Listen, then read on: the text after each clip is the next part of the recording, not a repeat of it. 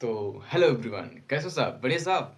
तो आज की इस शानदार क्लास को शुरू करते हैं। क्लास 10th की जो विज्ञान है, साइंस, उसका पहला ही चैप्टर समाप्त करने वाले हैं, यदि हो पाएगा। नहीं तो ये 2 लेक्चरों में बहुत ही छोटा चैप्टर है, समाप्त हो ही जाएगा।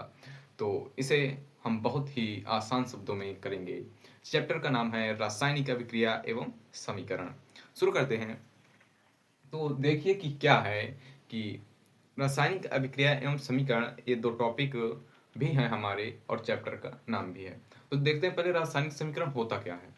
ये बहुत ही इम्पोर्टेंट टॉपिक है, क्योंकि ये हमारी इस बुक की, कहें कि केमिस्ट्री की, जो ये इस बुक में जो केमिस्ट्री भाग है, इसकी जड़ है। तो क्या है रासायनिक अभिक्रिया, समझते हैं? क्या है रासायनिक अभिक्रिया?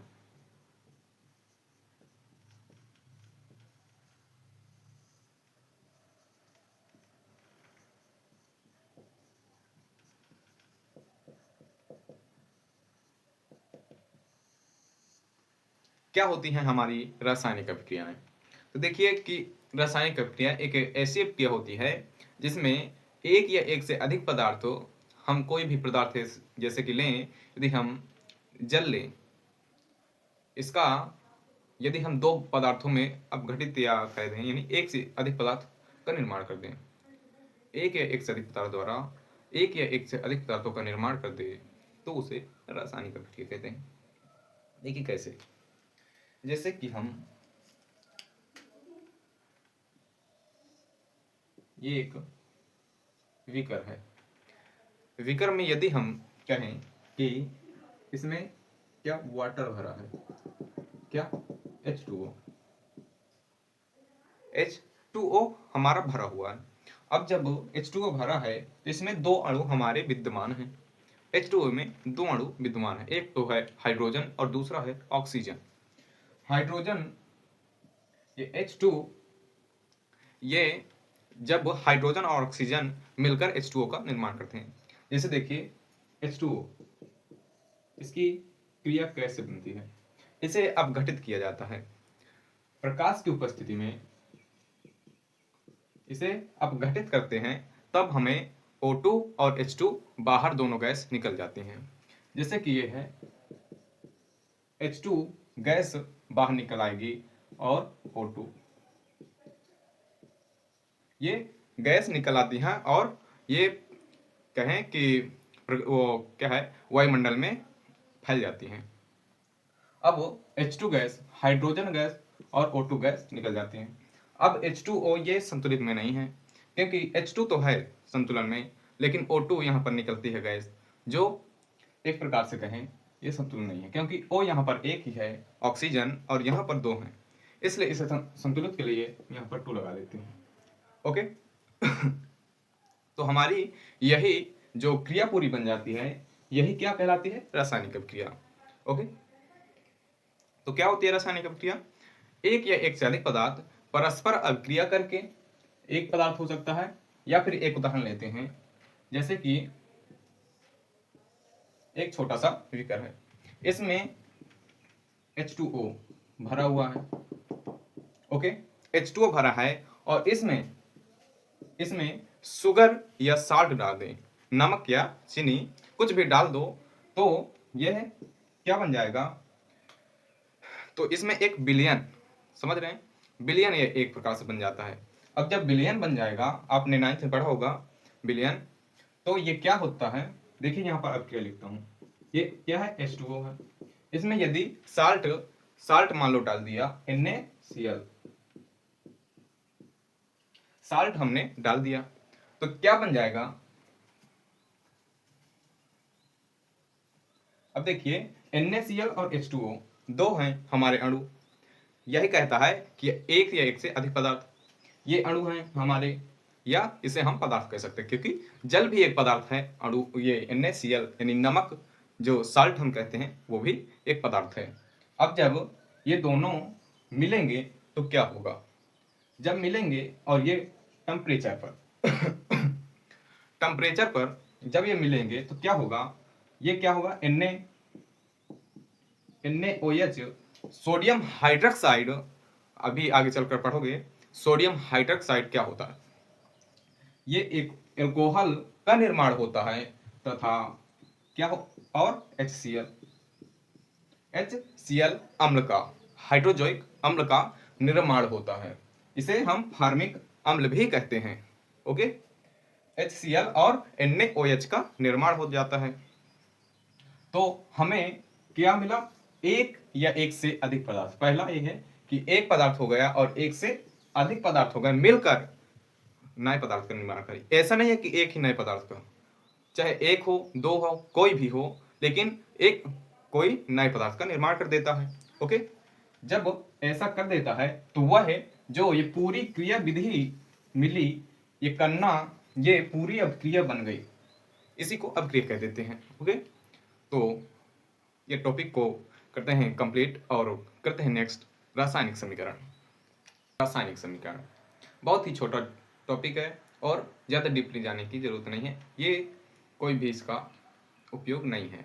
ओके, तो देखिए कि रासायनिक समीकरण होता क्या है।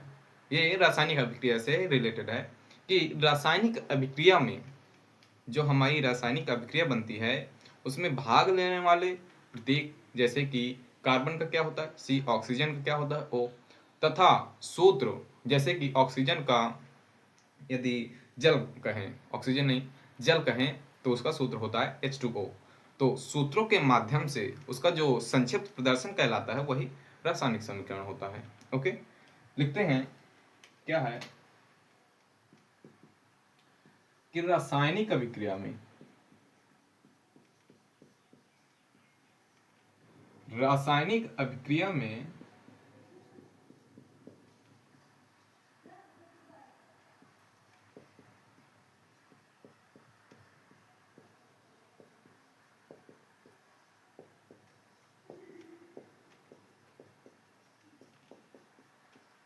पदार्थों के प्रतीकों, पदार्थ कोई भी हो सकता है, ध्यान रहे, पदार्थों के प्रतीकों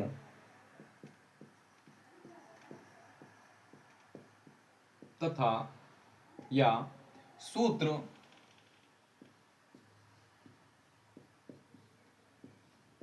के माध्यम से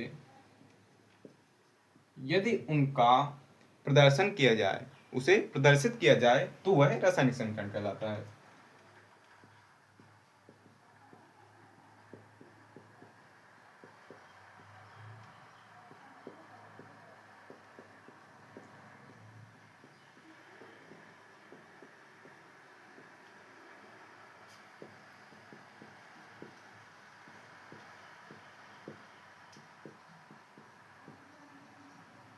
ओके, तो क्या होता है रासायनिक समीकरण कि रासायनिक अभिक्रिया में भाग लेने वाले पदार्थों तथा प्रतीकों के माध्यम से जो संक्षिप्त प्रदर्शन होता है हमारा, जो उसका उन सूत्रों का संक्षिप्त प्रदर्शन होता है, पदार्थ के सूत्रों का, वही रासायनिक समीकरण।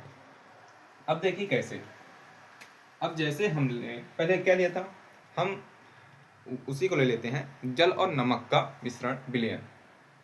जैसे कि NaCl क्या है, साल्ट है, नमक है, जल वाटर H2O, इसे क्या करते हैं, टेम्परेचर देते हैं। तो ये क्या होगा कि NaCl, अभी मैंने अभिक्रिया लिखी थी कि NaCl और क्या, इसका सॉरी इसका एक H ले लेगा और ये O ले लेगा, अर्थात ऑक्साइड बनाएगा, ऑक्साइड बनाएगा। ओके, तो NaOH सोडियम हाइड्रोक्साइड, ये एक एल्कोहल है। ओके, तो सोडियम हाइड्रोक्साइड तथा क्या अम्ल बनाएगा, क्या अम्ल, एसिड। तो क्या है, इसका एक H बचा जो हमें अम्ल बनाने के लिए उपयुक्त है। तो H और यहाँ पर बचा Cl जो क्लोराइड है, मिलकर HCl बना देंगे, जो एक हाइड्रोजोइक अम्ल, तो इसे कहते हैं हाइड्रोजोनिक अम्ल, और इसका क्या है समान वो है, और इसे IUPAC नाम में क्या कहते हैं, हाइड्रोक्लोरिक अम्ल। ओके, और इसे IUPAC नाम में कहते हैं सोडियम हाइड्रोक्साइड, इनके सभी के नाम लिख देते हैं, सोडियम हाइड्रोक्साइड। ओके, ये है सोडियम क्लोराइड,